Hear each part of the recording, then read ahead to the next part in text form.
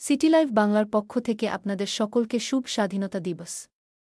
আমাদের জাতীয় বীর যারা আমাদের বেদনা ও অপমান সহ্য করে স্বাধীনতা দিয়েছেন, আজকের দিনটি আমরা আমাদের বীরযোদ্ধাদের প্রতি শ্রদ্ধা জানাই। আমরা আমাদের নিজস্ব সংস্কৃতি এবং ঐতিহ্য গড়ে তোলার জন্য আসুন আজ এ দিনটি উদযাপন করি।